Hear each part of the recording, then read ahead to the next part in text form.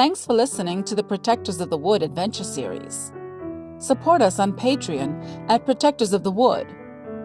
And to all the eco-warriors out there, remember that everyone can make a difference, and every action counts. The Protectors of the Wood Adventure Series. Episode 142. A high card enters the game. The tolling of the church bell woke Abby with a start. I'm late. How can it be 10:45 already? I'll look terrible in church. Everyone will stare at me. Abby dashed through her morning routine in a panic and quickly walked across the churchyard. The bright sun was dazzling and the heat was ferocious. Tables were lined up under the shade of the maple trees. She was thinking, The side door is propped open. I'll just slide in there and find a seat quickly. But the pews were packed. No empty space was to be seen. A ripple of movement spread through the crowd as Abby walked up the aisle all the way to the back. She found standing room behind the last pew. I should have entered through the front door. I'm not thinking straight.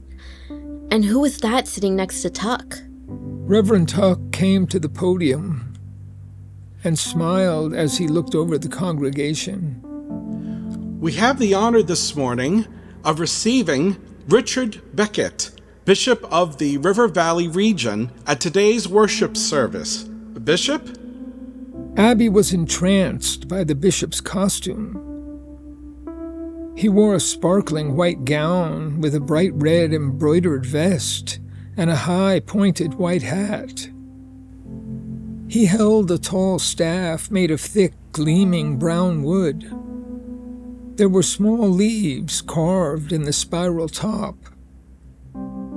The resemblance of the staff to the mapstick was striking. A tree with long roots and branches was embroidered on the emblem worn on the clasp of his robe. The man himself was middle-aged, tall and clean-shaven. His dark skin stood out in contrast to the white gown and hat. He seemed very solemn, quiet, and self-contained. Abby was fascinated. The time for the sermon arrived, and Bishop Beckett came to the podium to speak. Here he is! Here he is!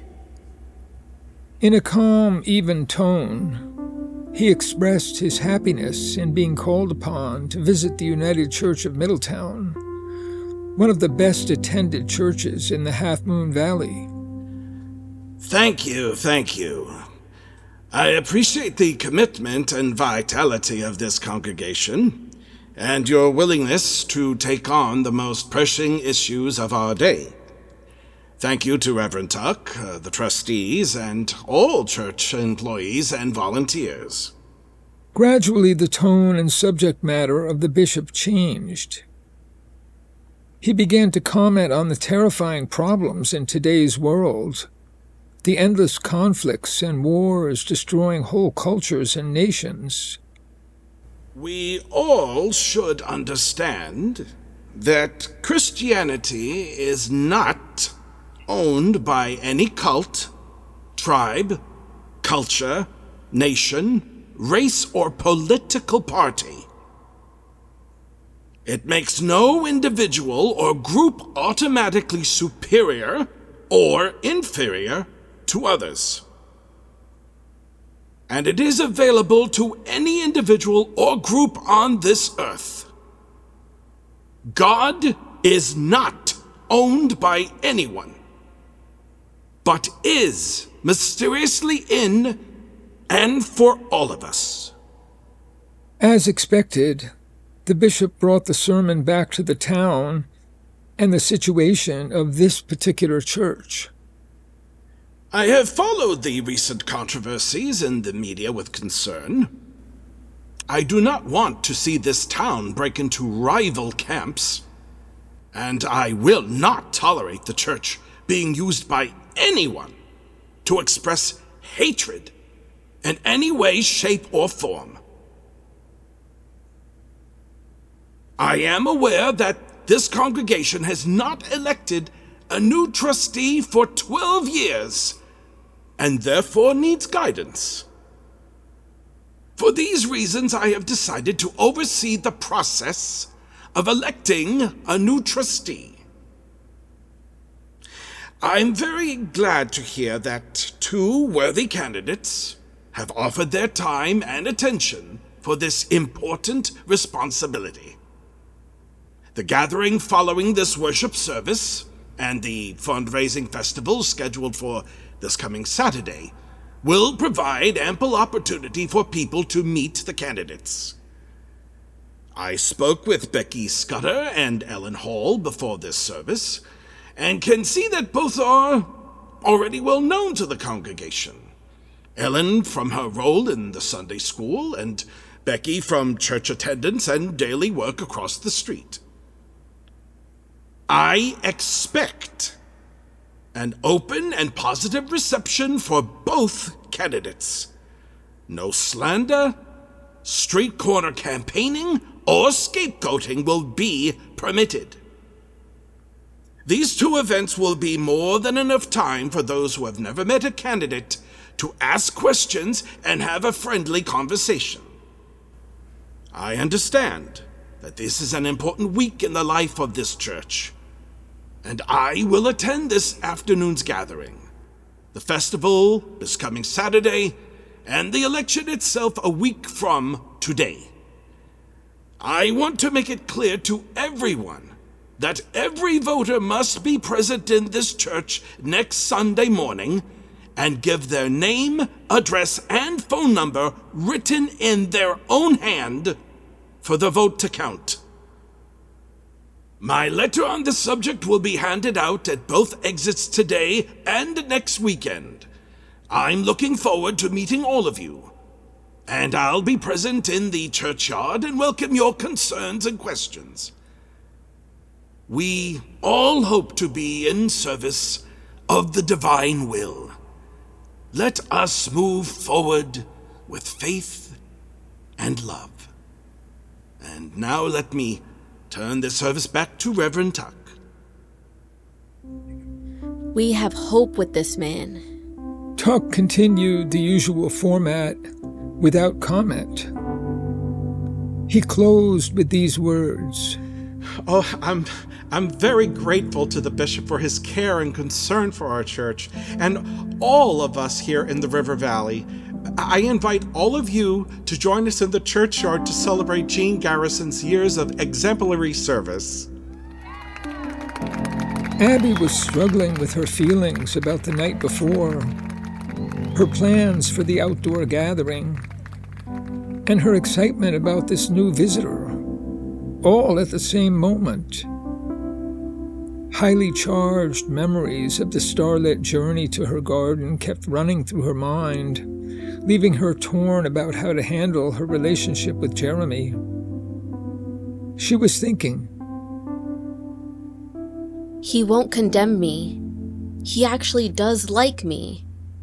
And he seems as obsessed with what we're doing as Phoebe and I. Now, how am I going to handle this event? The last thing I want to do is participate in the adult discussions that will begin soon around the food tables and the table for the trustees themselves. I wanted to work on the youth garden with young people, but it's sweltering already. No one will be happy working in the sun. But maybe I can do something with the wild area and bird watching. The cool shadows of that mysterious place might be just the right thing. people were getting hot and irritated already in the bottleneck at the side door.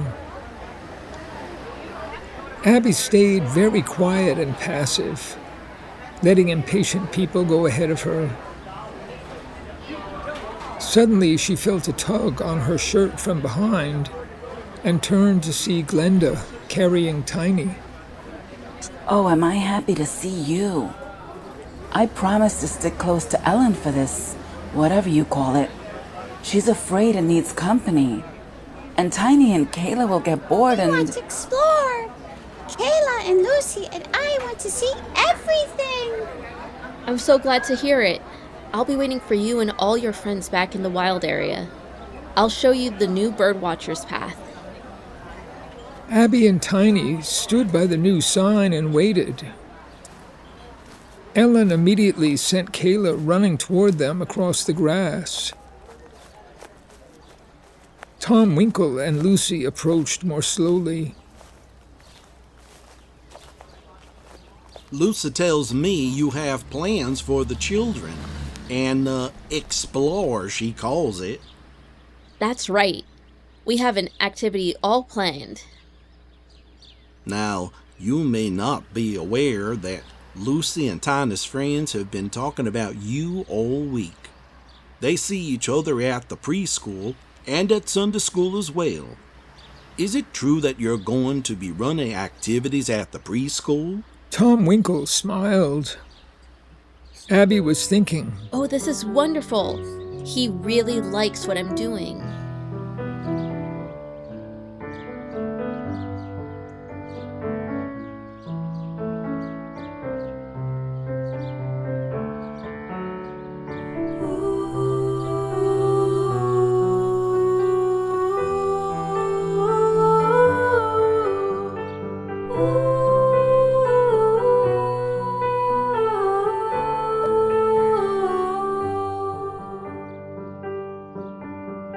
I wish you a rainbow all around your head, a safe place inside when you're dreaming in bed, a future beyond me where hope lights the way, a life to be living when I've gone away. The years roll like waves on the ocean before us. You're off in your boat with your sail in the air. My heart, it goes with you like a hand on your forehead.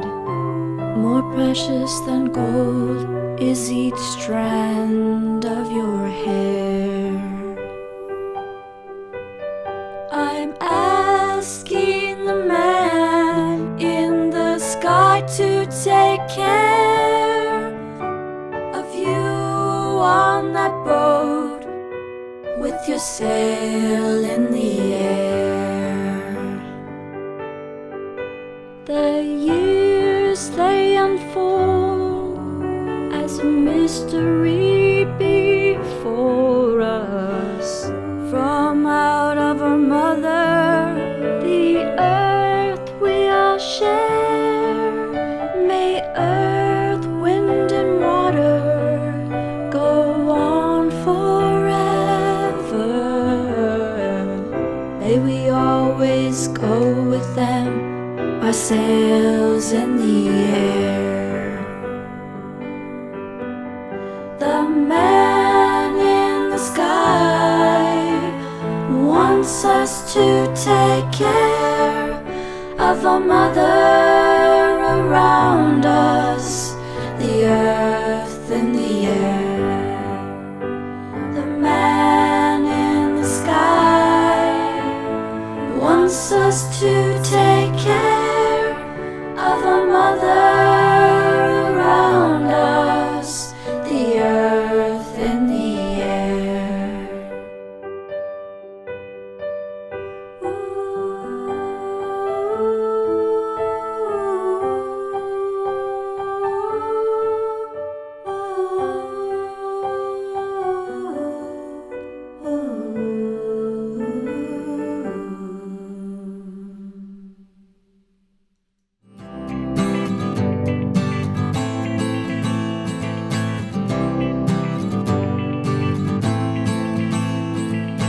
Trillions of living things are everywhere around.